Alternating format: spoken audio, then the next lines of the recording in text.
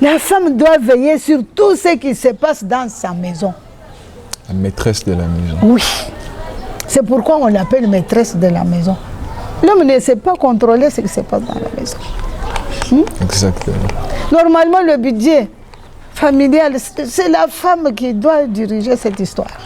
C'est la femme qui doit gérer la maison financièrement aussi.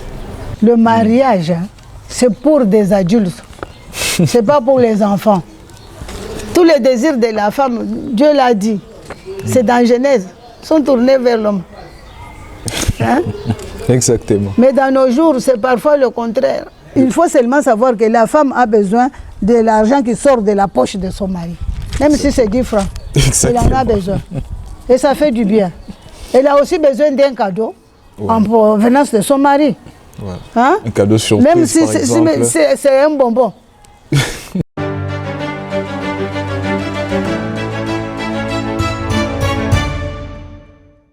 Bonjour. Bienvenue à vous tous qui nous suivez de partout dans le monde, toujours autour de notre grand thème qui s'intitule le mariage. Aujourd'hui encore, nous sommes avec vous pour partager toujours sur ce grand sujet qui est aujourd'hui un sujet qui fait vibrer et qui fait parler beaucoup. Le mariage, c'est une union contractuelle entre deux individus de sexe opposé. Qui est une période de notre vie qui est souvent la plus longue. Cette période où l'on s'engage pour toute une vie, eh bien, qui se situe souvent entre 20 et 35 ans, eh bien, c'est la période la plus longue de notre vie. Alors, que dire de cette union? Cette période, si elle est mal abordée, où nous entrons un peu précipitamment, eh bien ça peut être pour certains comme une période de malheur. Il peut vivre un malheur toute sa vie. Mais quand ce sujet est bien abordé, eh bien la personne peut passer de moments de bonheur durant toute sa vie. Alors voilà pourquoi aujourd'hui encore nous avons préféré de nous retrouver avec un sous-thème qui s'intitule « Comment vivre une vie épanouie dans le mariage ». Sur ce, nous avons avec nous notre maman inhabituée de cette émission, que beaucoup connaissent déjà. Notre maman est évangéliste. Elle a 55 ans de mariage, de vie commune dans le mariage, avec 8 enfants et 10 petits-enfants. Et une petite fille, une arrière-petite-fille. Alors, notre maman répond au nom de Maman Godé Tumba, Godelive Tumba. Elle est là avec nous, c'est avec elle que nous allons partager autour de ce thème. Alors, sans oublier, donc, nous dédions cette émission, l'émission d'aujourd'hui, à tous les couples qui nous suivent de partout dans le monde, mais aussi à ceux qui aspirent au mariage. Nous voyons ici le couple Cynthia Bolingo, le couple Bolingo, Cynthia Pelenda et Serge Bolingo, le couple Papi Mbilia et Joël, la reine de Paris, plein de succès à vous, à l'ingénieur Bernard Mbanza, Madame Olga Kinda, Jacques Mpungu. Ainsi qu'à vous tous nos abonnés qui nous suivez de partout et qui êtes souvent connectés à notre chaîne, eh bien, nous vous dédions cette émission. Eh bien, cette émission qui vous édifiera et qui est pour vous aussi, pour vous permettre de bien voir les choses, de bien entrer dans cette vie. Alors, sans plus tarder, nous allons recevoir notre invitée d'aujourd'hui, Maman Godelive. Bonjour, maman. Bonjour. Voilà. Maman, comment vous allez? Ça va. Dieu fait grâce. Voilà. C'est toujours une joie pour nous de vous retrouver, notre maman. Vos conseils qui ont toujours été d'un grand apport pour tous les gens qui nous suivent, pour tous nos abonnés. On reçoit souvent les appels, des messages. Eh bien, ils sont très contents de vos conseils, maman. Aujourd'hui, nous parlons autour de notre sous-thème vivre une vie épanouie dans le mariage. Alors, ici, maman, d'abord, comment vous pouvez nous expliquer qu'est-ce que c'est le mariage? On peut prier un peu. Okay. Seigneur, nous te disons merci d'avoir permis que nous soyons encore aujourd'hui devant les téléspectateurs, quel que soit l'endroit où ils se trouvent, mon Seigneur, mon Dieu. Tu as permis que nous puissions parler d'un thème émouvant, un thème très très important qui est le mariage. Seigneur, nous avons besoin de toi. Voilà pourquoi, cher Saint-Esprit, c'est toi, l'initiateur du mariage. Nous venons auprès de toi pour que tu puisses toi-même expliquer à tes enfants qui ont besoin d'entendre ce que tu as à dire sur le mariage. Nous nous abandonnons totalement entre tes saintes mains afin que toi tu parles. C'est toi l'enseignant par excellence. Au nom de Jésus. Amen. Amen. Le mariage en soi, oui. La signification du mot mariage. Le mariage est un lien unissant deux personnes du sexe opposé. C'est une alliance conclue entre deux personnes qui s'aiment. Ils font une alliance. Ils se sont décidés de vivre ensemble. Or, comme tu viens de le dire tout à l'heure, c'est pour toute une vie. Ce n'est pas un contrat de bail qu'on peut casser quand on veut. Non, c'est une alliance. Et une alliance a des clauses. Et nous allons voir ce que la parole de Dieu nous dit pour qu'on puisse vivre un mariage épanoui, pour qu'on puisse s'épanouir dans un mariage. Nous voyons que le mariage est une institution divine. Donc c'est Dieu qui a fait que le mariage soit. Et c'est lui qui nous donne la possibilité de nous épanouir dans le mariage. Nous devons, dans un mariage épanoui, tout le monde progresse. Le mari, la femme et les enfants. Ils connaissent le progrès dans tous les domaines de leur vie. Mais aujourd'hui, nous allons parler uniquement de l'épanouissement du mariage. Un mariage épanoui. Comment est-ce qu'on peut y parvenir? Et nous allons nous allons chercher à comprendre qu'est-ce que nous devons faire, qu'est-ce que l'homme doit faire, qu'est-ce que la femme doit faire. Pour cela, nous allons parler des relations dans le mariage. Dans le mariage, il y a 4 relations. Mais nous n'allons pas aborder les 4 relations aujourd'hui. Nous allons seulement parler de 2 relations. Premièrement. Donc, comme le mariage, c'est une institution divine, donc nous allons parler des relations entre l'homme et la femme pour atteindre l'épanouissement dans un mariage. En deuxième lieu, nous allons parler des relations qu'il y a entre l'homme et le Seigneur, la femme aussi et le Seigneur. Donc c'est pour cela que je vous dis que nous allons parler de 2 sortes de relations seulement. Les relations qu'il y a entre l'homme et la femme et les relations qui se trouvent entre l'homme et le Seigneur et la femme même. Bon, maman, avant d'aller plus loin, en parlant du mariage, oui. Est-ce que quand on s'est marié, en fait, est-ce que c'est d'abord est-ce que c'est une obligation pour tout le monde de se marier? Ou bien c'est juste une formalité? Ou on se marie, c'est parce qu'on doit finalement faire des enfants, on doit faire des bébés? Ou bien l'homme dit, bon, comme voilà, j'ai grandi, je dois trouver quelqu'un qui peut préparer pour moi la maison, laver mes habits et tout ça. Ou bien du côté de la femme, elle s'est dit, bon, j'ai atteint un certain âge, je dois trouver maintenant quelqu'un qui peut s'occuper de moi, m'acheter c'est que je veux me mettre dans une maison. C'est quoi d'abord? On doit se marier, pourquoi? Est-ce une obligation? Est-ce une formalité à remplir?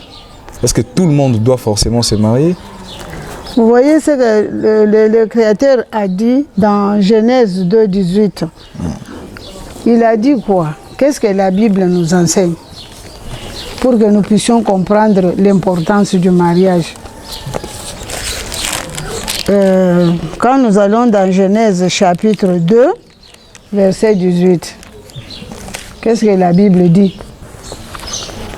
Genèse 2, verset 18. L'Éternel dit, il n'est pas bon que l'homme soit seul. Je lui ferai une aide semblable à lui. Il a dit, il ne faut pas que l'homme soit seul. En créant, quand nous voyons dans Genèse 1, 27, on nous dit qu'il les créa à son image, il créa l'homme et la femme. Bon, si ce n'était pas important de se marier, Dieu allait créer l'homme seul ou la femme seule. Hein? Okay. Bon, il l'a fait pour les animaux, pour les oiseaux. Il y a toujours un mâle et une femelle. Il y a un but. Quand Dieu a fait cela, tout ce que Dieu fait, il le fait pour un but. Il a un objectif qu'il poursuit. Quand il a créé l'homme et la femme, il a trouvé que l'homme ne peut pas être seul. Il faut qu'il y ait une personne autre, semblable à lui, qui doit l'accompagner. Pourquoi? Parce que quand Dieu a créé l'homme, il n'a pas laissé l'homme comme ça. Tu sais ce que Dieu a donné à l'homme pour la première fois? C'était le travail. C'était pour préparer l'homme parce qu'il doit fonder une famille. Dieu était un Dieu des familles. Vous voyez? Alors, quand il a créé l'homme et la femme, c'est pour que les deux là puissent s'unir et qu'ils vivent ensemble pour continuer son travail de la procréation. Parce que Dieu ne pouvait pas continuer à créer. Son œuvre devrait continuer. C'est pour cela qu'il fallait qu'il y ait l'homme et la femme pour continuer son œuvre de la création. Exactement. Merci maman. Alors maman, vous avez parlé de la relation entre l'homme et la femme et la relation entre l'homme et Dieu, son créateur, et la femme et son créateur. Vous savez, avant de parler de toutes ces choses-là, je vais épingler quelque chose. Le mariage solide doit se passer en 3 étapes. Il y a 3 étapes que nous devons franchir pour arriver au mariage stable, au mariage épanoui dont nous parlons ici. La première étape, le mariage coutumier dans la famille, entre les parents, les 2 familles. La deuxième étape, c'est devant les autorités de l'État civil, le mariage civil. Okay. Et la troisième étape, qui nous concerne vraiment, pour pouvoir parvenir à un mariage épanoui, c'est le mariage chrétien. Qu'on appelle donc le retour, on rentre à la source. Parce que le mariage prend sa source dans la parole de Dieu. C'est Dieu lui-même qui a créé le mariage. Alors maintenant, nous devons passer par le mariage religieux, absolument, pour pouvoir nous ressourcer, pour recevoir les directives, les règles de conduite dans le mariage. Vous voyez, nous devons passer par les 3 étapes pour vraiment construire un mariage solide. Il faut 3 étapes. Ces 3 étapes-là, c'est une parenthèse, je la ferme. Merci. Bon, maintenant, nous allons parler premièrement de la relation que l'homme et la femme doivent individuellement contracter avec le Seigneur. Nous représentons cela par un triangle bilatéral. Vous voyez, un triangle à 3 côtés. Il y a une base, il y a de 2 côtés qui se ressemblent au sommet. Donc, nous allons placer à droite, nous regardons mettez le triangle en face de vous. Vous voyez à la base là. À droite, c'est l'homme, représenté par H. À gauche, c'est F, qui représente la femme. Et au sommet, c'est Jésus-Christ. Donc, l'homme doit avoir une relation, doit entretenir une relation personnelle avec le Seigneur. De la même manière, la femme doit entretenir une relation personnelle avec le Seigneur de son côté. Et maintenant, la relation entre l'homme et la femme, pour que cette relation-là soit solide, il faudrait que H avec C soit solide aussi. F à son tour avec C soit solide. Ainsi et seulement si.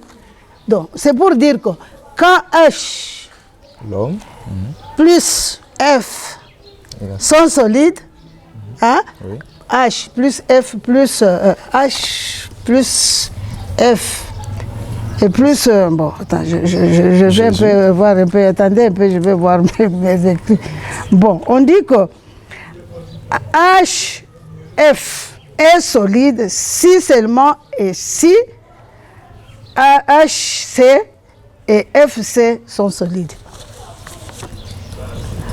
H plus F sont solides si seulement si HC et H et FC sont solides. Vous comprenez un peu ça? Ok. Il faut que la relation entre l'homme et le Christ soit solide. Donc c'est... Et pour que la relation des deux devienne solide, il faudrait que la relation de H, homme et Christ, Soit et solide. F et Christ soit solide. Voilà. Donc c'est la un peu- relation c'est entre... la mathématique. Pour c'est que, un peu difficile. pour que l'homme et la femme, la relation entre l'homme et la femme soit solide, il il faut faut d'abord consolider la relation entre l'homme et la femme et le entre Christ, Christ et la femme et le Christ. Voilà. Donc c'est ça que maman veut dire. Donc H plus C solide, Ouais. F plus C solide, c'est ce qui fait que H plus F soit aussi solide. Oui, voilà. Voilà. En Donc, ça- quelque sorte, c'est ça. C'est un impératif. Ah, Donc ça, c'est la clé même Ok. d'un mariage réussi. Le mariage épanoui, c'est un mariage réussi, c'est un mariage qui progresse. Voilà. Hein, Donc, où il y a du progrès à tous égards. Alors pour que cela arrive, il faudrait que nous puissions passer par cette opération ici. voilà. Donc lorsque le Christ est au milieu, au centre de notre relation dans le mariage, on voit que le mariage tiendra, le mariage sera solide. Oui. Alors maman, une fois on est marié, on est passé par toutes ces étapes, on est dans le mariage. Et puis je vais un peu vous dire quelque chose. Vous savez pourquoi on doit passer par le mariage coutumier? Pourquoi? Vous savez, quand Dieu a créé la femme, hein, l'homme a payé la dot. Vous savez cela? L'homme a payé la dot. Il n'avait pas eu la femme gratuitement. Ah bon. Dieu a pris l'os Ok. d'ici, De la femme, de l'homme. de l'homme, au milieu de son corps. Hein? Donc c'est de là l'origine, l'origine, si on peut dire l'origine Il faut biblique. toujours doter, il faut donner quelque chose. Il ne faut pas faire un mariage, qu'est-ce qu'on dit, Yarato Vanda. Non, Ok. c'est pas bon.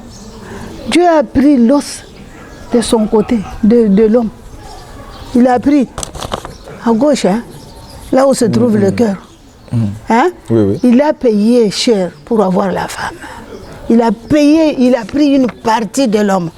Donc c'était pour l'homme. C'est trop fort, ça. Comme sa dot. C'était pour Adam comme sa dot Oui. pour avoir Ève. Oui. Donc on voit que la dot aussi tire son origine. C'est de la pour Bible. cela qu'il faut toujours commencer par le mariage coutumier. Même quand vous venez, quand vous allez chez l'État, on vous posera la question de savoir si vous avez tout donné. Est-ce que On n'achète pas la femme, devant on l'honore. l'État aussi, il y a aussi une origine biblique liée à ça. Ben, Si on part se présenter devant, quand on part se et tu ne présenter sais pas que les magistrats ils s'appuient aussi sur la Bible. Tous ces gens-là. Hein? La justice a commencé où? Dans la Bible. Tout ce que nous sommes en train de faire, nous nous inspirons à partir de ce qui a été déjà. partir de la Bible toujours. Qui a été déjà, ce qui existait déjà. Donc, vraiment. Ça, c'est très important. Il faut passer par le mariage coutumier. Il ne faut pas brûler les étapes. Quand on brûle les étapes, on ne peut pas vivre le mariage épanoui. Hein? Donc, les questions ici. Il faut commencer d'abord par la source. Voilà. Bon, maman, on est passé par la source. On est enfin marié. On est passé par le mariage civil, on est passé par les mariages coutumiers, les mariages religieux. On est déjà dans le couple. Et là, on a établi cette relation, comme maman l'a dit, cette relation triangulaire entre l'homme et le Christ, la femme et le Christ. Ainsi, c'est ce qui solidifie la relation entre l'homme et la femme. On est maintenant dans le mariage. Oui. Sur quel pilier encore, ou quelles sont les bases qu'on peut s'appuyer pour que cette relation ou ces mariages soient solides? Sur quel fondement? Il y a des règles que nous devrions observer. Dieu, quand il a créé l'homme, il a créé l'homme le premier. Et c'est lui qui a établi l'homme chef de la famille. C'est qu'il y a une hiérarchie établie. Que l'homme, pour parvenir à vivre pleinement, sereinement dans son mariage, il doit observer certaines choses qu'il doit faire pour y parvenir. Vous avez fait le mariage civil, vous avez fait le mariage coutumier, vous avez fait le mariage religieux. Quand vous venez maintenant chez le Seigneur, c'est pour recevoir les directives. Comment vous devez vous comporter dans le mariage pour avoir le résultat escompté. Donc c'est pour cela que je vais vous parler ici des relations, une relation entre l'homme et la femme. Qu'est-ce que l'homme doit faire? Il doit aussi savoir comment il doit se comporter en tant que chef dans le mariage. On nous dit que cette relation est soumise à des instructions spécifiques de la Bible. La relation là, entre l'homme et la femme, elle est soumise à des instructions spécifiques de la Bible. La première chose que l'homme doit savoir, c'est quoi? Il faut exclure toute personne étrangère de la vie intime du couple, de leurs relations physiques, des relations intimes. Il ne faut pas qu'il y ait une personne interposée en ce qui concerne les relations intimes entre l'homme et la femme. C'est-à-dire quoi? L'homme ne peut pas aller dans ses causeries avec ses amis, parler de son intimité avec sa femme. Donc on doit exclure toute personne étrangère dans leurs relations physiques intimes. On coupe, maman. Une minute. Action. La première chose que l'homme doit savoir, comme je vous l'ai dit tout à l'heure, exclure, l'homme doit exclure toute de leurs relations intimes physiques, toute personne étrangère. Donc on ne peut pas causer avec ses amis, parler de sa femme à ses amis en ce qui concerne leurs relations intimes. Je peux te donner un exemple. Tu as rencontré une fille sur la route. Vous êtes convenus, vous voulez vous marier. Tu aimes la fille et la fille t'aime aussi. Mais tu ne sais pas ce qu'elle est. Quand on se rencontre pour la première fois, on ne connaît pas exactement ce qu'on est. Bon, la fille peut avoir connu l'aventure avant de te rencontrer. Et maintenant, toi, quand tu viens, tu l'épouses. Vous vous mettez ensemble, tu commences à raconter à tes amis.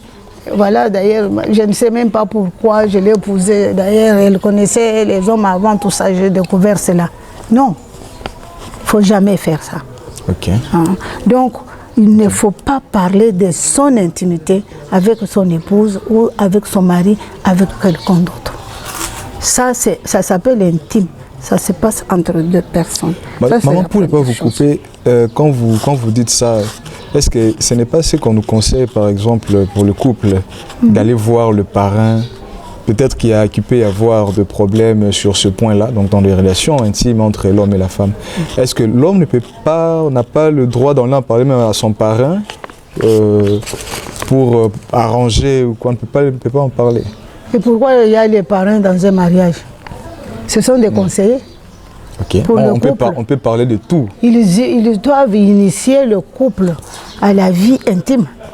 Okay. Ainsi, s'ils ont des problèmes dans leur intimité, ce sont les personnes qui sont zélées à les aider. Okay. C'est pour cela que dans un mariage, il y a toujours les parrains. Même dans les mariages coutumiers, il y a des zones, comme on appelle ça. Je ne sais pas en Lingala ou en Kikongo. Les témoins. Même dans le mariage coutumier, il y en a. Okay. Donc on peut en parler aux parrains. Ce sont ces parrains-là qui doivent initier les jeunes mariés à la vie conjugale. Ils doivent entrer même dans leur intimité. Okay. Hein? Mais quand on parle d'une personne étrangère, on parle des amis ou dans la famille de l'homme ou de la femme. Ce sont des choses qu'on peut parler aux parrains. Et si les parrains ne trouvent pas la solution, ils peuvent contacter le pasteur, les conseillers conjugaux pour pouvoir aider les jeunes mariés. Okay. Donc les parrains ne sont pas exclus. Et les parents, alors les parents de l'homme ou de la femme? Les parents doivent intervenir peut-être en dernière minute. Mais moi je trouve que c'est mieux quand on célèbre le mariage religieux, l'homme quitte ses parents, la femme quitte aussi. Et maintenant, s'ils ont les problèmes, d'abord, ils vont prier pour leurs problèmes. S'ils ne trouvent pas de solution, ils vont contacter leurs parrains. S'ils ne trouvent pas de solution non plus, ils vont aller voir leur pasteur ou un conseiller conjugal. Okay. Voilà. C'est bon ça. C'est une très bonne question. Mais nous allons d'abord lire Exode 20. Hein? Quand on parle de l'intimité, voyons un peu qu'est-ce que Exode chapitre 20 nous dit. D'autres versets, on va les donner, les gens vont lire. Hein? Après. Exode 20, verset 14. Qu'est-ce que la Bible nous dit?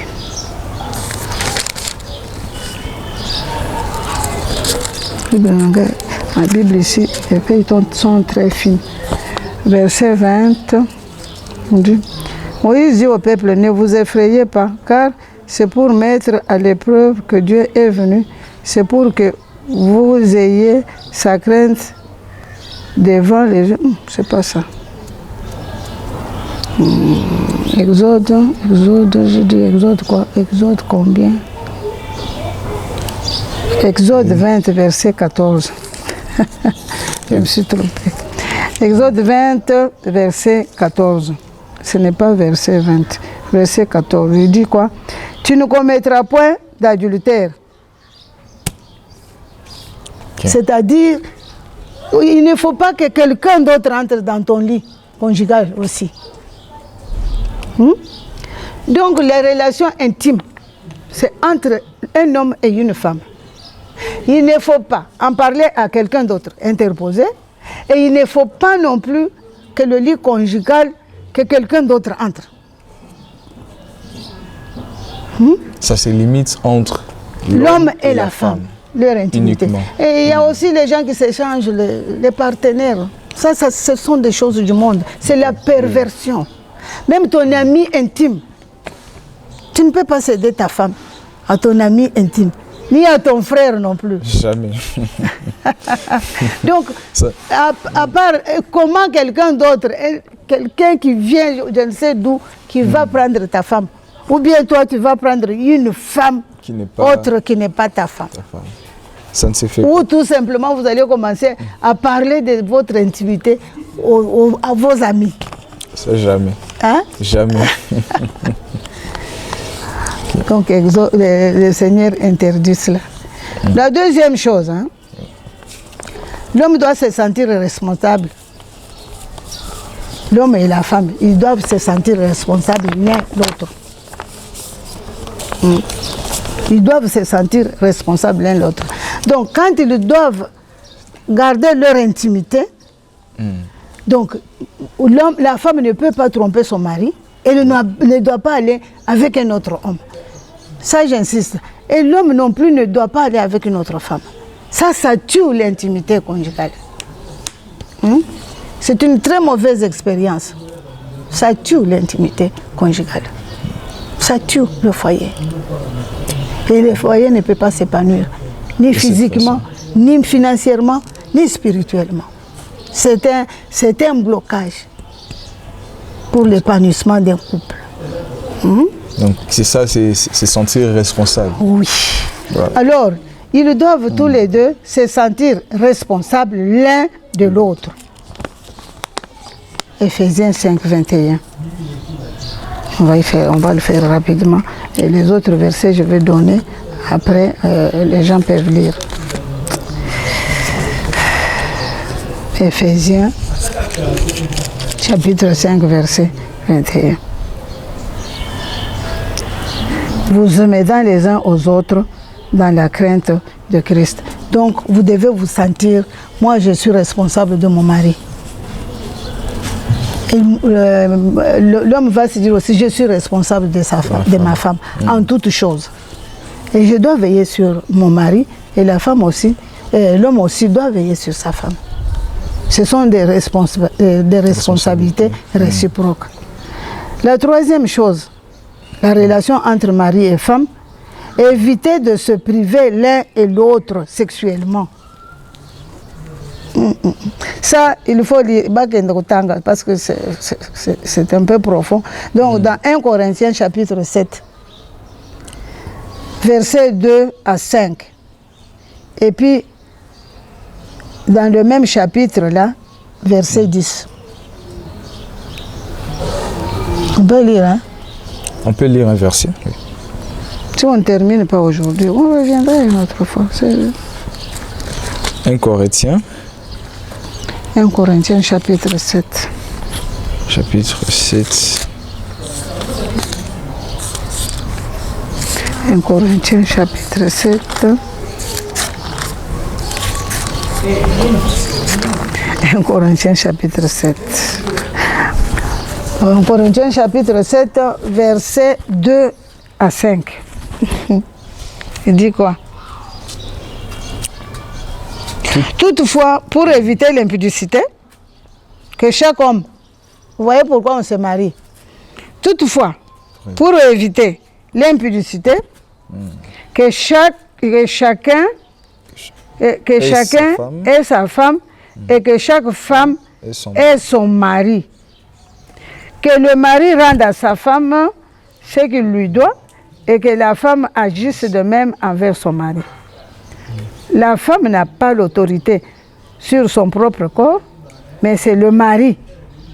Et pareillement, le mari n'a pas autorité sur son propre corps, mais c'est la femme. Ne vous privez point l'un de l'autre, si ce n'est d'un commun accord pour un temps, afin de vaquer à la prière, puis retourner ensemble, de peur que Satan ne vous tente par votre incontinence. Donc l'homme et la femme doivent être ensemble sexuellement quand le besoin se fait sentir. Il est interdit de... Ils ne doivent pas se priver l'un l'autre, sauf s'ils veulent rester séparés pour la prière. Okay. Pourquoi? Pour que le Satan ne vous tente pas à cause de votre incontinence. Tu seras obligé d'aller chercher ailleurs.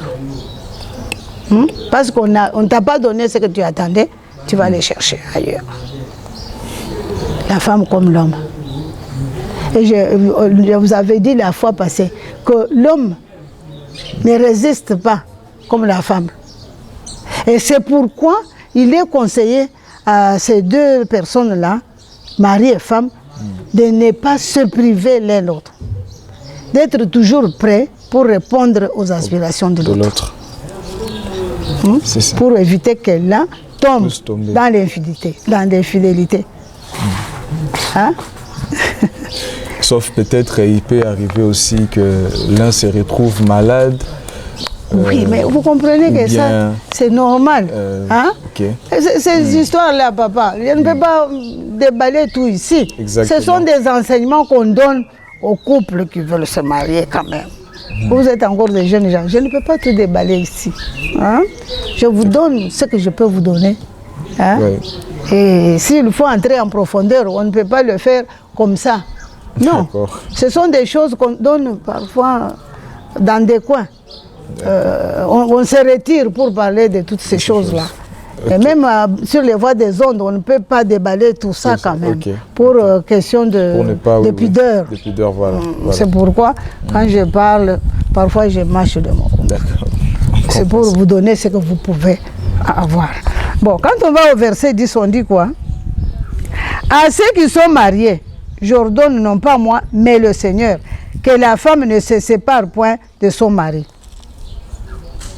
Donc, on ne doit pas se séparer dans le couple. Le divorce, oui, mais même dans la maison. Okay. On ne doit pas se séparer parce que tu m'as fait ceci, moi je vais passer la nuit au salon. Non. L'homme passe la nuit au salon, la femme dans la chambre. C'est une séparation. Oui, oui, c'est pas bon. Pendant ce temps-là, le diable peut intervenir pour vous tenter. Donc, il faut éviter cela. C'est la quatrième relation entre l'homme et la femme. Ils doivent s'aimer mutuellement. Donc, il y a des relations entre l'homme et la femme et il y a des relations spécifiques entre du mari, le devoir du mari envers sa femme et il y a aussi le devoir de la femme envers son mari. Et quand ici on parle pour les deux ensemble, comment ils doivent se comporter dans leur couple. Ils doivent s'aimer mutuellement et s'aimer d'un amour, agape, d'un amour sans intérêt. Hein? Il y a dans certains couples, pour que la femme puisse se donner à son mari, vous savez, la femme et la femme, c'est un don de soi. Pour que la femme puisse être ensemble avec son mari dans la chambre, il faut que le mari lui fasse un cadeau. Il y a les femmes qui font des choses comme ça. Oui. Non, ça ne doit pas se faire comme ça. C'est un amour sans intérêt. C'est un amour, c'est un don de soi. Hein? C'est comme on voit aussi aujourd'hui, des fois il arrive que à un moment donné, quand l'homme ne répond plus à certains besoins de la maison, eh bien la femme change. Donc elle change de face envers son mari. Des fois, elle peut se permettre de faire tout ce qu'elle veut. Des fois, elle peut se permettre de sortir sans l'accord de son mari. Des fois, et tout ça pourquoi? Parce que l'homme ne répond plus financièrement peut-être aux besoins de la maison. Or, c'est pas comme ça que ça doit se passer, c'est sans intérêt. C'est pourquoi je vous dis que s'aimer mutuellement là, s'aimer d'un amour sans intérêt. Un amour divin qu'on appelle l'amour agape. Parce qu'il y a trois sortes d'amour. Il y a l'amour filial, il y a l'amour éros. C'est celui-là. Donc, les autres femmes qui exigent qu'on leur fasse des cadeaux avant d'avoir des relations intimes avec leur mari, ces femmes-là pratiquent l'amour éros. Hein? Plaisir, tout simplement. Mais l'amour véritable, c'est un amour sans intérêt. On n'exige rien. On attend que l'amour en retour. Hein? C'est-à-dire, le proverbe dit que celui qui trouve une femme trouve le bonheur. Exact. Hein? Oui. Et celui qui trouve aussi un homme trouve aussi le bonheur, non? Exactement. Nous avons le devoir de nous rendre heureux l'un l'autre. Exactement. Et entre autres, pour que les relations soient solides, il faudrait que cette relation intime-là existe dans le couple. C'est Dieu qui a fait ça. Hein? Ce sont des choses que je ne peux pas vous expliquer tout haut comme ça. Ce sont des choses qui se passent entre les couples. Quand on donne des enseignements sur le couple, il y a beaucoup de choses que je ne peux pas déballer ici. Par pudeur. Exactement. On comprend. Alors, on nous donne Jean 13, versets 34 et 31. 1 Corinthiens, ça nous devons lire. 13, versets 4 à 7. Et puis le verset 13. 1 Corinthiens 13. Dieu nous enseigne comment nous devons aimer. Dans l'amour, il y a beaucoup de choses que nous devons connaître. Amour, amour. 1 Corinthiens 13. Verset 4 à 7. C'est une recommandation. 13, verset 4. Je peux lire? Ah, tu peux lire. Voilà. Elle ne fait... souffrir. Verset 7. Je commence à partir du verset 5. Verset 4 à 7. Et puis tu vas lire le verset 13. 1 Corinthiens 13, le verset 4. La charité est patiente, elle est pleine de bonté.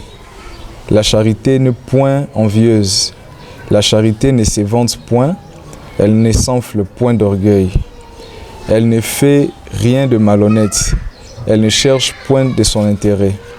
Elle ne s'irrite point, elle ne soupçonne point le mal. Elle ne se réjouit point de l'injustice, mais elle se réjouit de la vérité. Elle excuse tout, elle croit tout, elle espère tout, elle supporte tout. La charité ne périt jamais. Le prophétie non, tu vas au verset 13 maintenant. Okay. Je t'ai dit 4 à 7. 4 à 7, le verset 13. Maintenant donc ces trois choses demeurent. La foi, l'espérance, la charité. Mais la plus grande de ces choses, c'est la charité. C'est l'amour. L'amour excuse tout. L'amour croit tout. L'amour ne soupçonne point. Donc, vous voyez ce que c'est l'amour. L'amour ne s'enfle pas d'orgueil. Il faut éliminer toutes ces choses-là qui peuvent tuer l'amour. C'est les choses qui sont détaillées dans 1 Corinthiens 13 ici. Pour connaître le véritable amour qui peut vous amener à l'épanouissement dans le mariage. Des fois, il arrive aussi, comme on a dit, ne soupçonne point le mal. Il arrive des fois que le mari est sorti, depuis qu'il est allé au boulot, il rentre un peu tard à la maison et la femme qui est jalouse, elle sort là et commence à faire des palabres et tout. D'où tu viens, tu étais où, tu as passé la journée avec qui depuis que l'on t'attendait? Je recommande à des femmes comme ça d'avaler 1 Corinthiens 13, versets 4 à 7. Ils vont comprendre qu'est-ce que l'amour. Ce que l'on soupçonne là, c'est ce qui nous arrive. Si on aime son mari, on ne le soupçonne pas. Parce que ce que l'on soupçonne, c'est ce qui nous arrive. Tu comprends un peu ça? Quand on soupçonne quelqu'un, c'est qu'on n'a pas confiance en lui. Mais pour vivre ensemble, vous devez avoir une confiance mutuelle. N'est-ce pas? Mais si une femme qui se trouve encore dans ces cas-là, elle n'a qu'à avaler 1 Corinthiens 13, verset 4 à 7. Elle va comprendre ce que c'est l'amour. Et si elle porte cet amour-là dans son cœur, elle ne soupçonnera plus son mari. Exactement. Mais il y a aussi des cas un peu exceptionnels, c'est un peu difficile à supporter. Par exemple, son mari qui est sorti et revient le soir, par exemple la chemise tachée, des rouges à lèvres, des histoires là. Un mari chrétien. Un mari chrétien, voilà, qui revient avec une chemise tachée de rouges à lèvres. Et tout. Est-ce que dans ces cas-là, quand la femme est jalouse, est-ce que c'est mauvais? Est-ce qu'il n'a pas raison de... Vous savez, la jalousie ici, en soi, la jalousie n'est pas mauvaise. La jalousie, c'est pour protéger l'autre. Mais quand tu arrives à faire du mal à ton mari parce que tu es jalouse, là, la jalousie devient mauvaise. Mais quand on aime quelqu'un, le sentiment de jalousie, pour protéger l'autre, c'est bon. Mais pour faire du mal à l'autre, là, c'est plus bien. C'est bon à quel moment quand on est jalouse? Pour protéger l'autre.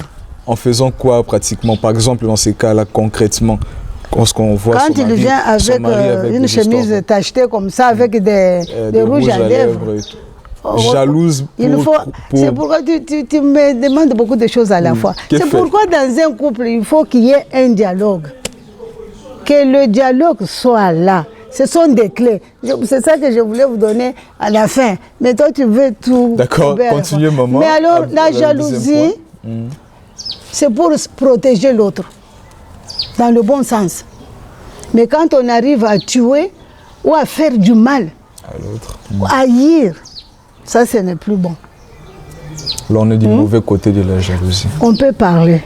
Chérie, regarde sur ta chemise. Qui t'a fait ça? Parce qu'il y a des folles, des filles qui sont folles. Elles peuvent faire ça pour tourmenter le foyer, poussées par le diable.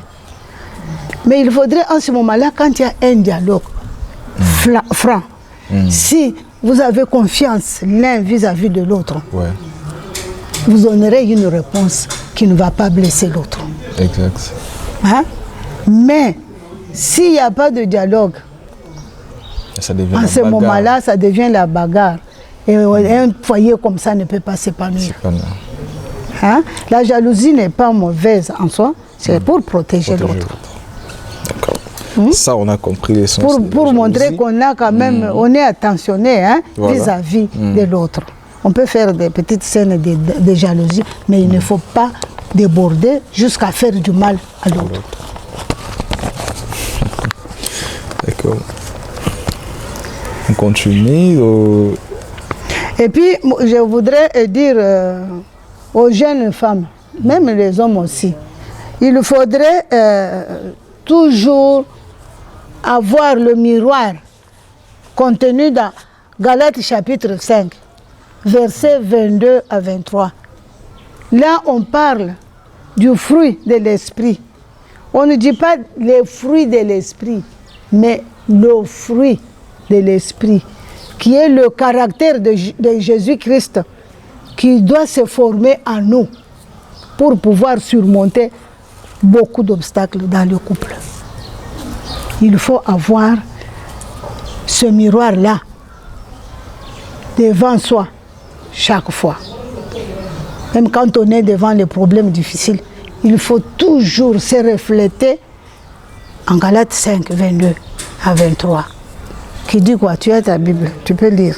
Galates 5, 22 à 23. On parle là du fruit de l'esprit. Galates chapitre 5. Chapitre 5, verset 22. Et 23. Mais le fruit de l'esprit, c'est l'amour, la joie, la paix, la patience, la bonté, la bénignité, la fidélité, la douceur, la tempérance. 23, verset 23, la loi n'est pas contre ces choses.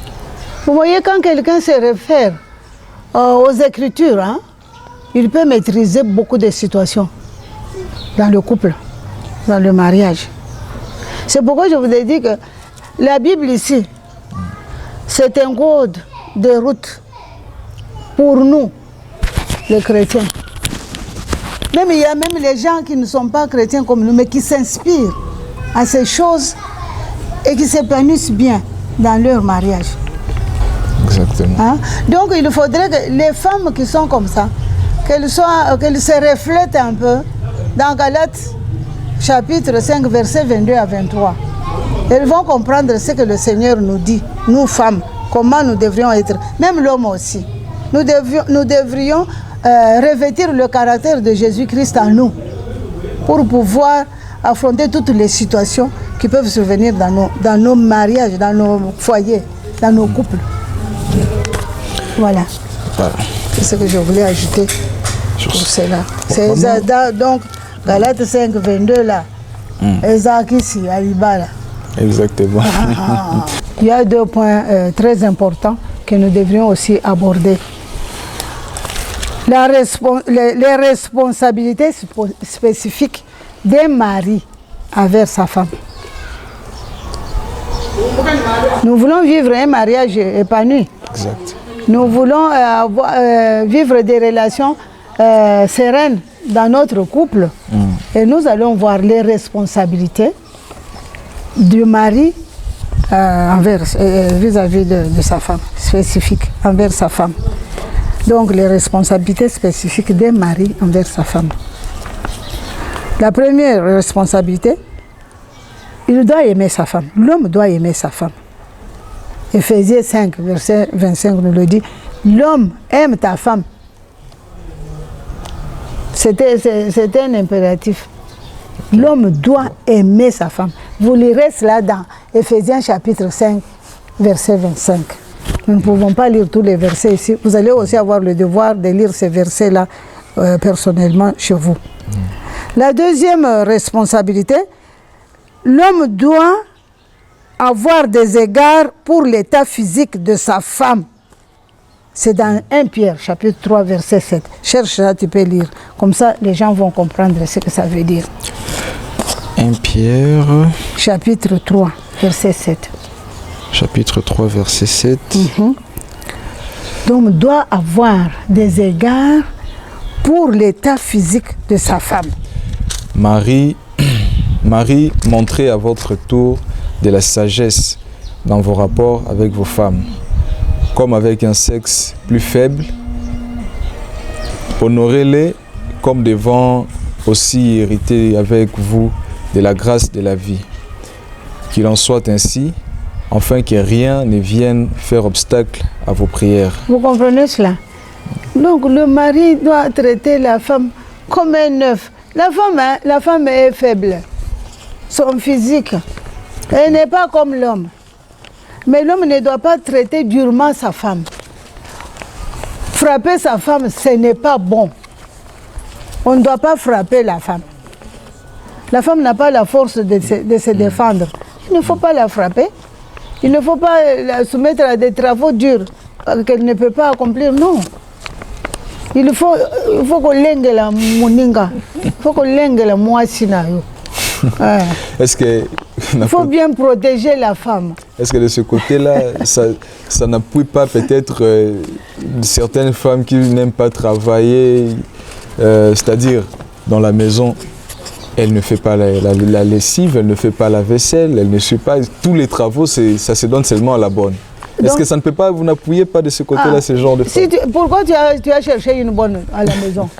C'est pour aider ta femme, non? Exact, oui. C'est parce que tu connais son état de santé, non? Tu connais son état. Elle est faible dans certaines choses. Mais si tu cherches une bonne, c'est pour l'aider. C'est pour que la bonne la seconde dans des travaux ménagers. Où est le problème? Tu vas encore lui demander de faire la lessive pendant que tu payes la bonne pour cela? Non. Il y a des choses qu'on ne peut pas exiger à la femme. Okay. Même dans l'intimité. Il y a des choses qu'on ne peut pas exiger à la femme. Il y a de ces hommes-là, quand la femme est malade, ils ne tiennent pas compte de tout ça.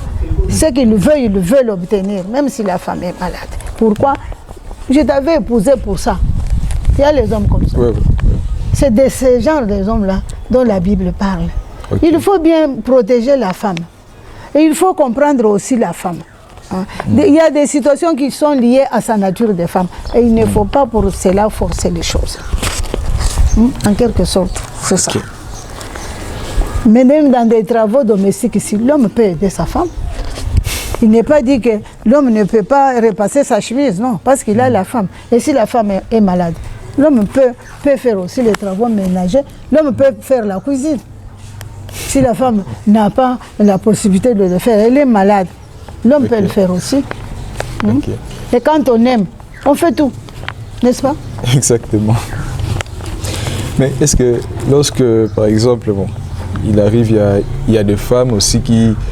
il y a des travaux qu'elles n'aiment pas faire.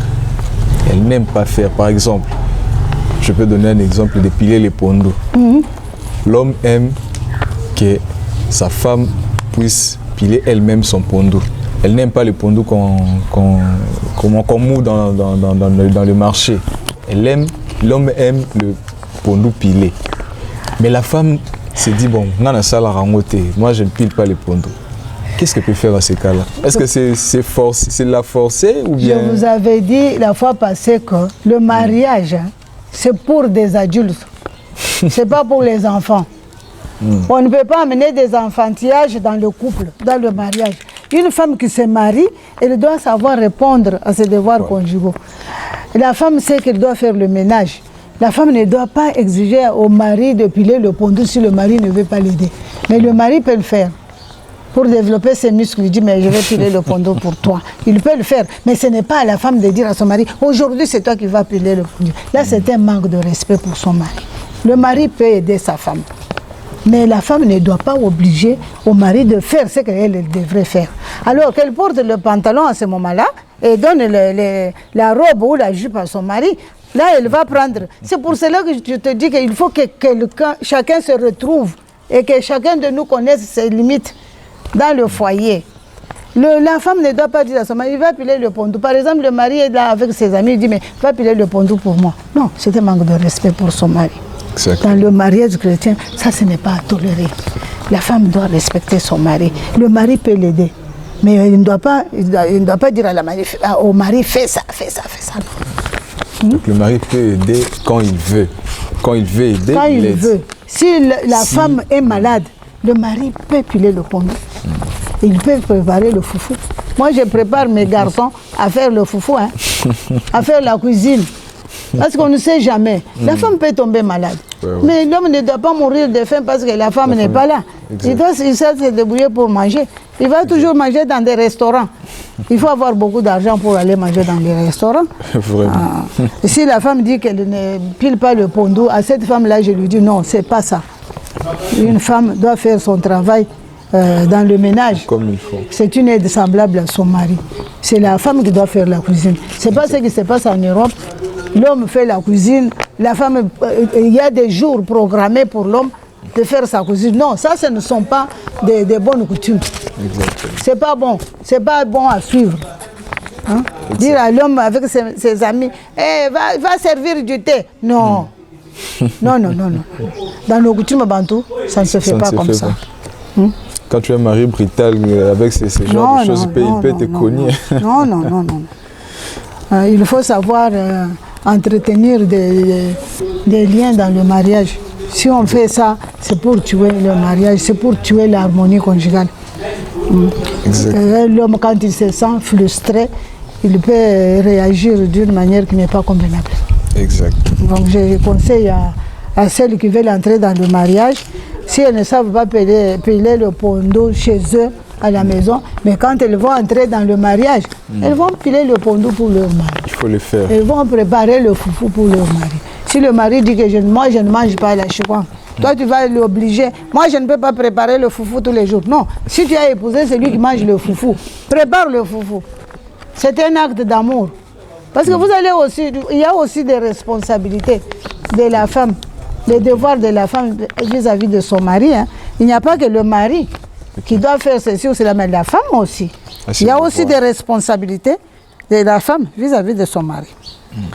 Bon, on peut continuer. Oui, vas-y. L'homme doit nourrir sa femme et prendre soin d'elle. Éphésiens 5, 28 à 29. Il doit prendre soin de la femme comme si c'était comme son propre corps. Parce que la femme, c'est l'homme, la femme et l'homme, ils ont la même chair, non? La femme est tirée de l'homme. La femme est la chair de sa chair. Donc l'homme ne doit pas maltraiter sa propre chair. Alors il ne doit pas maltraiter sa femme. Il doit aimer la femme, il doit la nourrir, il doit la vêtir, il doit répondre à ses aspirations. Quand même. Exactement. Hein? Tous les désirs de la femme, Dieu l'a dit, c'est dans Genèse, sont tournés vers l'homme. Hein? Exactement. Mais dans nos jours, c'est parfois le contraire. Les femmes travaillent maintenant plus que les hommes dans des situations qu'on ne comprend pas. L'homme veut rester et la femme doit aller chercher pour lui. Non, c'est l'homme qui doit nourrir sa femme. Il ne faut pas que la femme puisse se vêtir en pantalon, en veste, et prendre la place de l'homme. Non, l'homme doit faire tout. Et il y a aussi... pour le bien de son foyer. Maman, mais il y a aussi des cas où, des fois on le voit aussi aujourd'hui, où l'homme n'a pas peut-être un emploi qui est rentable par rapport à la femme. La femme travaille, par exemple, elle est payée mieux que l'homme, alors c'est elle qui tient à majorité le besoin de la maison par rapport à son homme. Est-ce que ça ne contredit pas de ce point-là où c'est l'homme qui devait être responsable? Est-ce que ça ne va pas à l'encontre de ces choses? On se marie pour le meilleur. Et pour le pire. On se marie pour le meilleur et pour le pire. Si la femme gagne plus que son mari, elle doit aussi soutenir le mari dans le foyer. Mais le mari aussi, le peu qu'il a là, il doit contribuer aussi. Parce que la femme, même si elle a des millions, elle a besoin des 100 francs de son mari. Exact. Hein? Le mari ne doit pas rester avec les mains et les bras croisés pour dire que ma femme fait tout. Non. Ça, c'est dépouiller de sa responsabilité. Il n'est plus chef. Exact. Le chef doit apporter même le peu qu'il a là. Ça a de la valeur devant sa femme. Hein? Mais ce n'est pas péché à la femme de contribuer au foyer. Oui, de soutenir son foyer. Mais quand moi, le mari j'ai travaillé pendant des années aussi. J'ai travaillé pendant 28 ans. Mais je n'envoyais pas cet argent-là dans ma famille. C'était pour ma maison, pour mon mari, pour mes enfants. Nous n'avons pas le système de... bien aux acquis, quelque chose comme ça. Non. Nous avons un système de communauté de biens. C'est ça que nous avons. Normalement, pour un mariage chrétien, on doit adopter le système de communauté de biens. Moi, si je travaille, j'amène mon Dieu à la maison. C'est pour nourrir ma famille, mon mari et les enfants. Exactement. Et le mari fait de même. Cela ne veut pas dire que parce que moi je gagne plus, le mari n'a pas un mot à dire sur moi. Non. Non. Mais il faut seulement savoir que la femme a besoin de l'argent qui sort de la poche de son mari. Même si c'est 10 francs. Exactement. Il en a besoin. Et ça fait du bien. Elle a aussi besoin d'un cadeau en provenance de son mari. Hein? Un cadeau surprise, même si c'est un bonbon. L'essentiel que ça vient de son mari. Oui. Même un bonbon. Ma chérie, je t'ai apporté un bonbon. Ça fait du bien. Exactement. Hein? Et le mari ne doit pas être déboussolé parce qu'il n'a pas d'argent et tout ça et se faire tout petit. Non, il doit toujours jouer le rôle de son mari, du mari. Le peu qu'il a là, il apporte à son épouse. Et quand on aime l'homme, on l'aime tel qu'il est. Hein? Je vois que je vous ai dit que c'est un amour sans intérêt. Et ce n'est pas non plus une honte pour l'homme. Ce n'est pas une honte pour l'homme. Oui. C'est une bénédiction pour l'homme s'il a une femme qui travaille et qui gagne gros. C'est une bénédiction pour lui. Et s'il est chrétien, c'est une bénédiction de Dieu. Et cela ne doit pas influencer. Qu'est-ce que je peux dire là? Cela ne doit pas impacter négativement leur vie conjugale. Voilà, c'est ce que je voulais dire. Voilà. Exactement. Le mari, même s'il ne travaille pas, si la femme travaille, ce que la femme gagne, c'est aussi pour son mari. Et on ne sait jamais. Aujourd'hui, le mari n'a pas d'emploi. Et demain, s'il est béni, qu'est-ce que la femme va dire? Quand on aime quelqu'un, on l'accepte tel qu'il est. Le meilleur et le pire. Oui, on l'accepte tel qu'il est. Mais il ne faut pas aussi exagérer. L'homme, c'est ce que j'ai dit, l'homme ne doit pas rester avec les bras croisés. Il peut toucher quelque chose et il cache. Hein? Il cache. Il ne doit pas être égoïste. Il faut donner ce qu'on a. Hein? Et la femme aussi, elle va voir, mon mari, en tout cas, il a envie de faire quelque chose, mais les moyens lui manquent. Et vous mettez à prier pour que le mari puisse être béni aussi, qu'ensemble vous puissiez contribuer au bien-être de votre couple. Votre couple, c'est ça. Voilà. Et puis, il ne s'agit pas seulement de la nourriture physique. Il faut aussi la nourriture spirituelle. Moi, je parle des couples chrétiens. Il faut avoir le temps pour partager la parole avec la femme. Si elle est faible spirituellement, l'homme doit l'aider.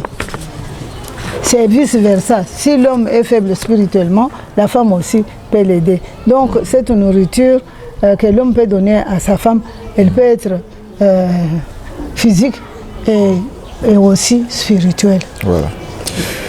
Alors, nous sommes en train de chuter petit à petit. On va vers la fin déjà de notre notre émission. Alors maman, il y a quelques questions aussi qu'on aimerait vous poser. Et j'aimerais que je puisse tout ça, les points, afin tu vas commencer à me poser des questions. Je crois que ça ira mieux comme ça.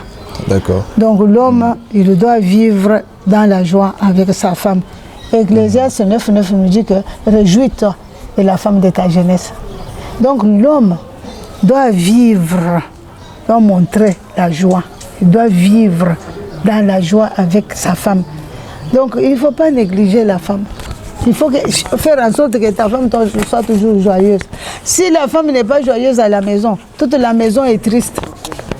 Et l'homme doit faire en sorte que sa femme soit toujours joyeuse. Donc il faut vivre la joie de la femme avec la femme de sa jeunesse. Même si elle devient vieille, il faut toujours vivre dans la joie avec. Nous avons commencé jeunes, nous aussi. Okay. Et nous sommes vieux, mais nous sommes toujours à deux. Okay. Nous allons à l'église tous les deux.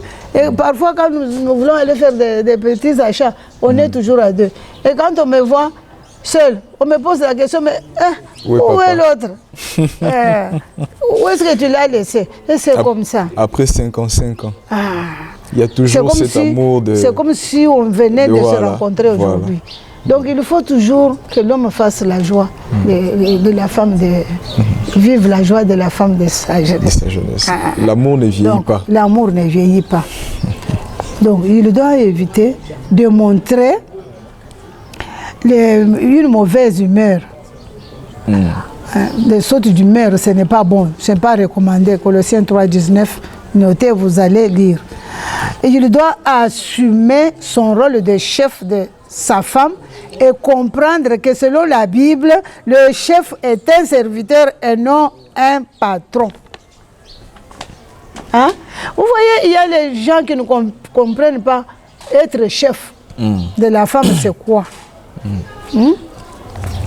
Il ne faut pas être dictateur pour que la femme, je ne sais pas moi, te respecte. Et la femme ne doit pas craindre son mari. La femme doit respecter son mari. Je ne dois pas craindre mon mari, mais je dois le respecter. Quand la femme craint le mari, c'est une femme qui ne peut pas s'épanouir dans un couple. Si la femme a peur de son mari, elle ne peut pas exprimer ce qu'elle pense.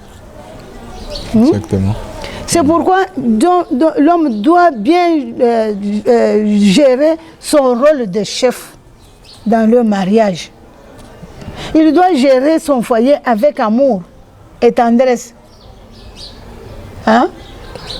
Pas avec colère et intimidation, non. Non. C'est pas comme ça.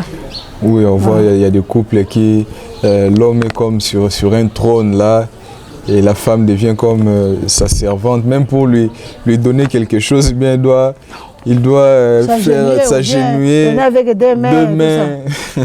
Et il oublie que la femme, avec la femme, il partage tout, son intimité. Hein? La femme est l'amie de son mari. Il faut vivre comme ça. Hein? On dit qu'il faut vivre en amoureux. Tous les jours de leur vie. Et la femme mange à la cuisine, toi tu es à la table avec des fourchettes et tout ça et des couteaux. Non. La femme doit être à côté de son mari quand il mange. Quand lui il est à table, donc tout le monde vous êtes chrétien, ou bien vous rentrez vivre dans vos coutumes. Où la femme n'a pas de place.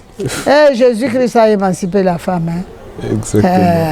Exactement. La femme a été émancipée. Donc vous lirez ça dans Matthieu 20, 25 à 28, vous lirez cela.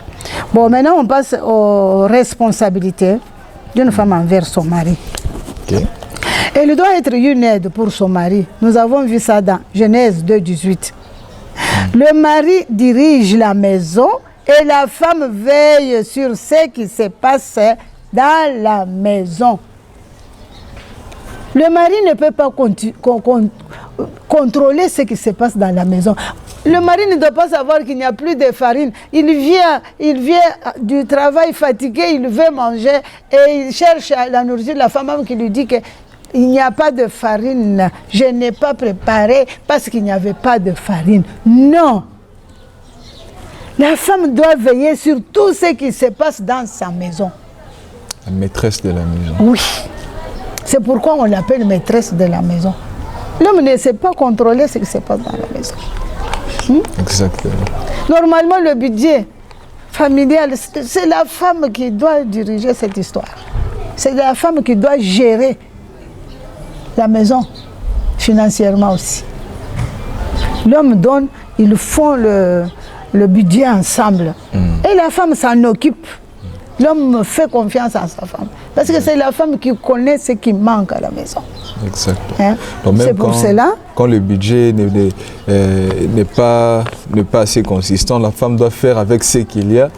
Elle fait un effort pour permettre à l'homme et à la famille de nouer les deux bouts du mois. Voilà.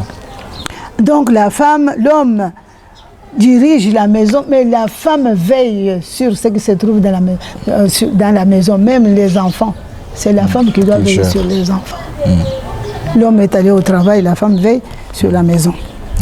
Maman, avant de passer à notre point, dans ces cas-là, est-ce que dans un foyer, par exemple, quand on a parlé là-haut, lorsque l'homme ne travaille pas et sans emploi et que c'est la femme qui travaille, est-ce que le rôle ne va pas s'inverser?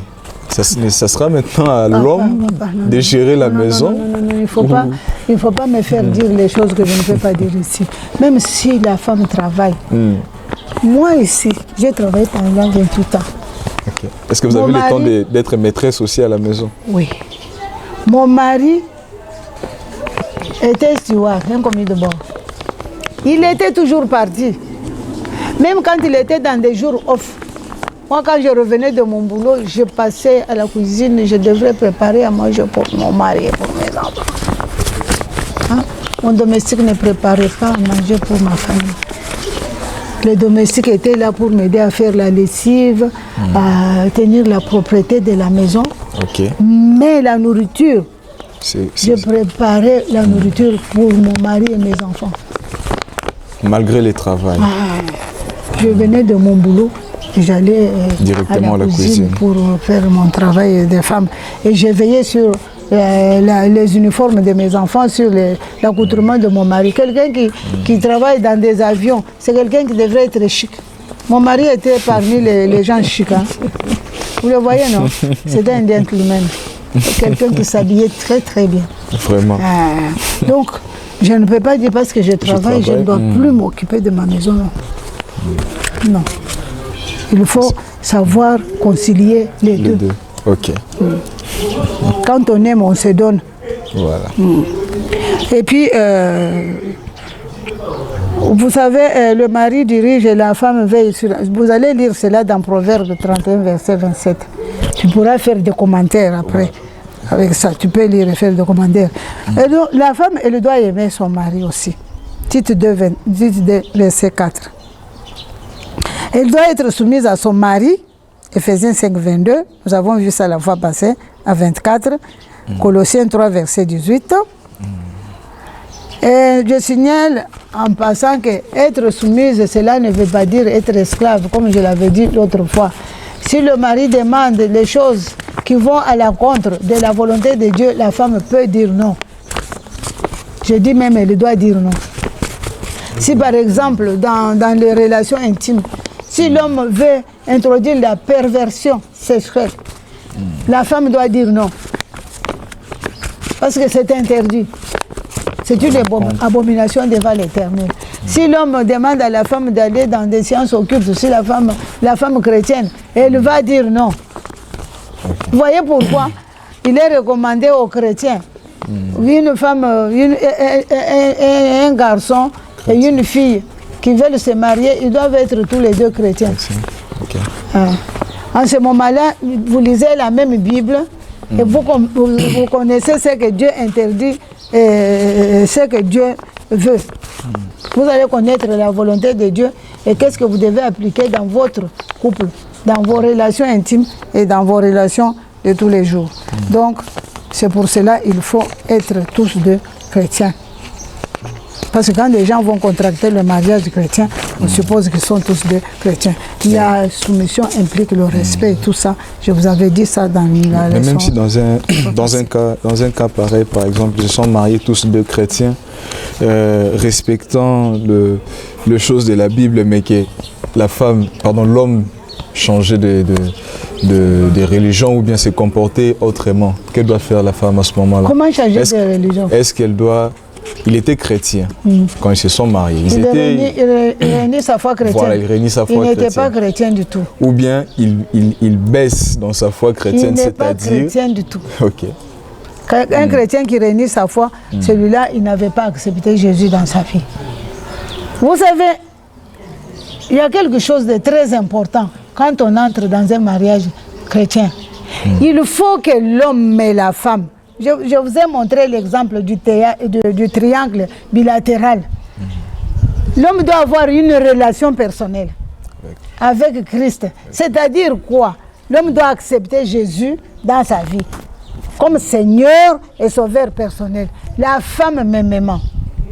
Et si quelqu'un a réellement accepté Jésus dans sa vie comme Seigneur et Sauveur personnel, cet homme-là ne peut plus rentrer manger ce qu'il a vomi.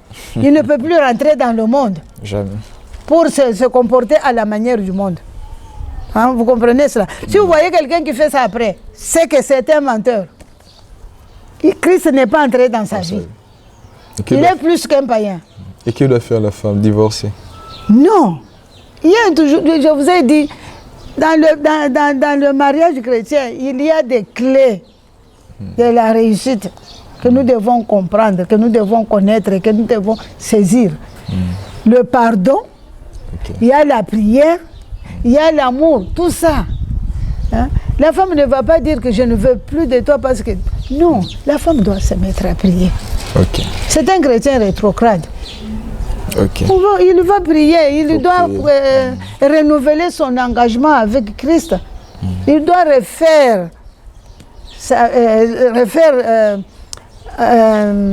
restaurer sa communion avec Christ et recommencer une vie nouvelle. C'est pourquoi il y a des parrains qui existent et il y a aussi des conseillers conjugaux pour ceux qui tombent. Quand le Seigneur dit que ceux qui tombent, il les relève. Et comment il peut se relever? C'est par la prière. C'est pour cela que si tu as une femme chrétienne, elle va prier pour toi. Au lieu de demander la séparation, elle va se mettre à prier pour que tu reviennes sur les rails. Exactement. Petit à petit, on va vers la fin. Maman, vous abordez les derniers points avant de chuter. Et puis, la femme doit être un bon exemple pour son mari. Si tu as un mari impoli, la femme doit faire en sorte qu'elle soit polie avec son mari pour l'éduquer, pour le rééduquer. Par les exemples, l'homme peut changer aussi. Si l'homme est insolent, la femme peut la changer par sa façon de vivre, par son comportement, par sa façon de parler, par sa façon de dire, de voir des choses. Elle peut changer aussi l'autre. Donc elle doit être un bon exemple pour son mari. Elle doit respecter son mari. Donc Proverbe 17.1 nous dit quoi? Tu peux lire Proverbe 17.1, Proverbe 14.1. C'est une façon de chuter pour moi. Vous pouvez lire ça. Proverbe 17. Verset 1, dit quoi? Proverbe 17.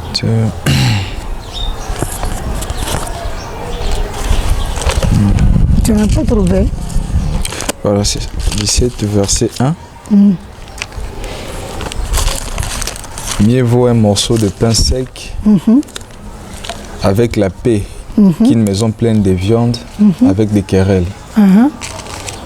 Tu vois maintenant Proverbe 14, verset 1. Proverbe 14.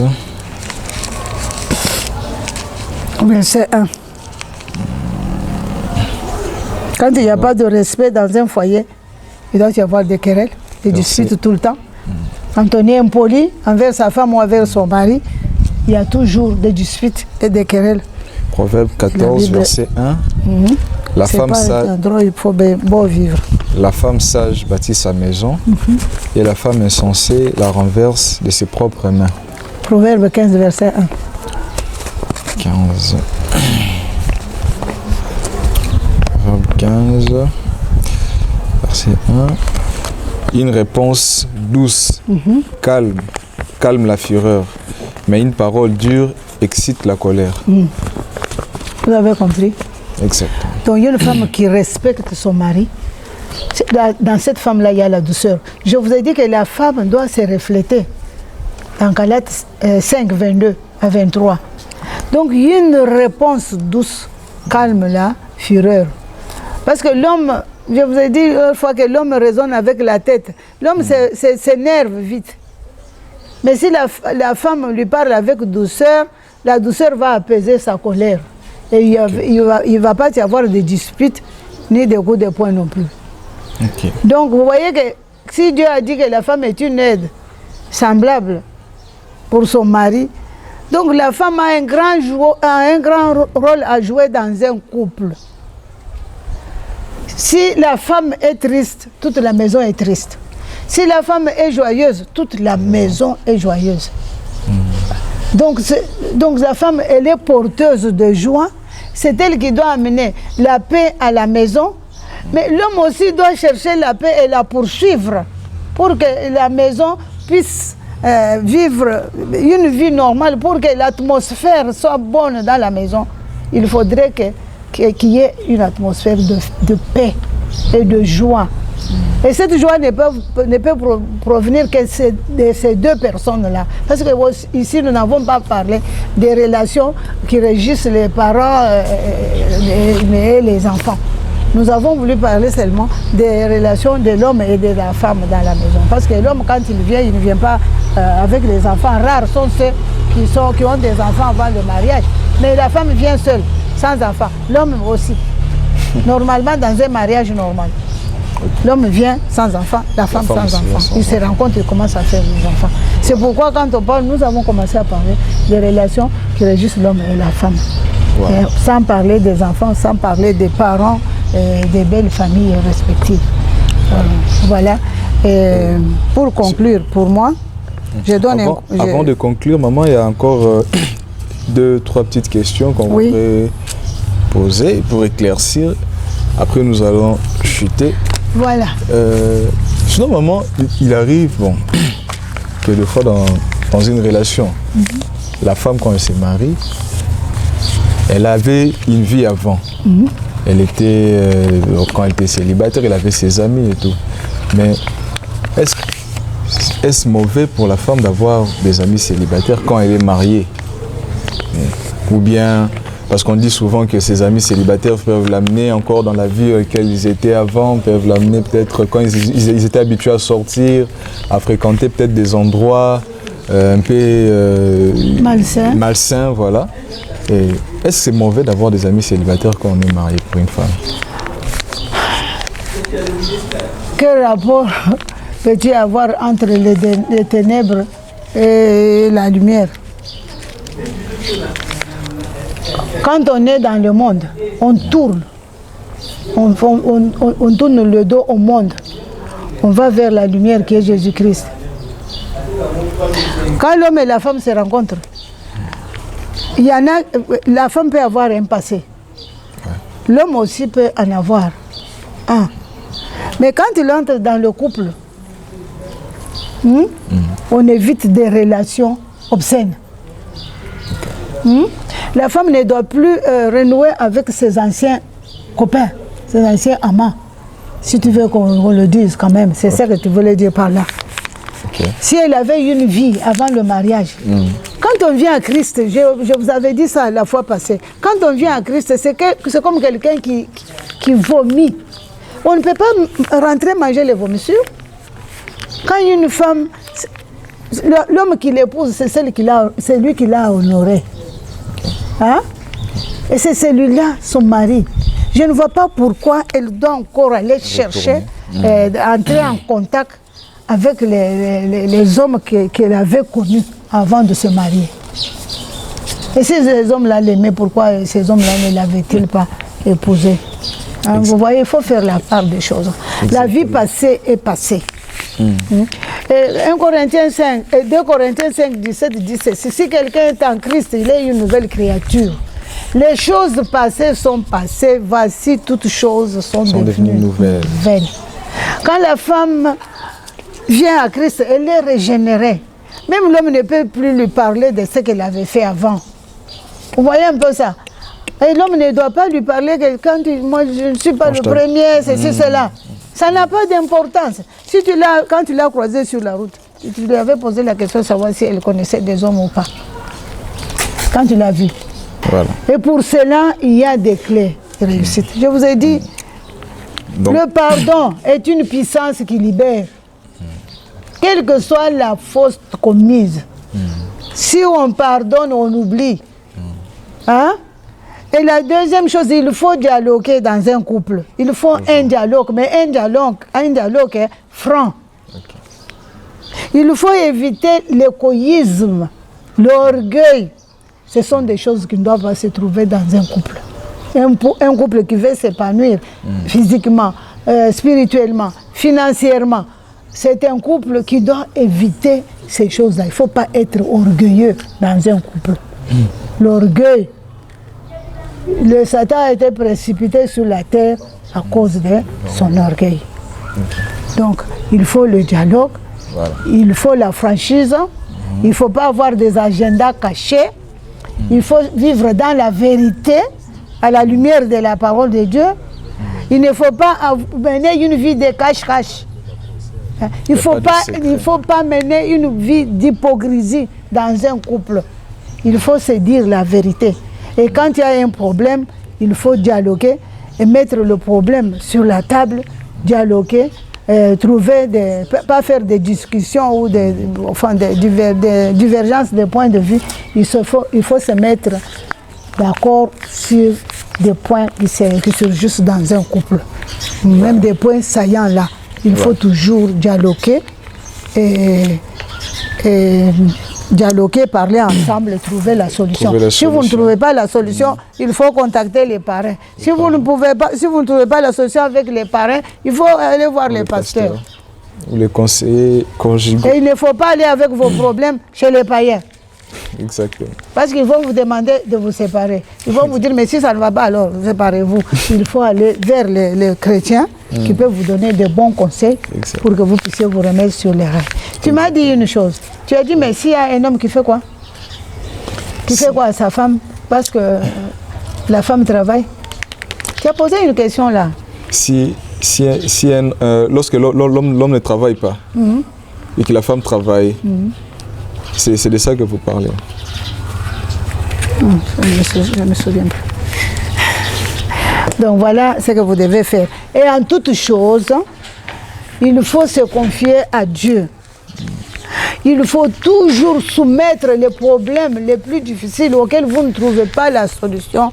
Il faut commencer d'abord par les soumettre à celui qui avait initié le mariage. Quand on vous amène dans le mariage chrétien, c'est pour que Dieu vous prenne en charge. C'est pour que Jésus-Christ s'installe dans votre couple.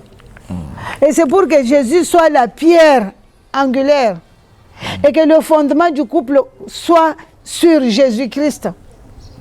Pour que le couple ne soit pas ébranlé.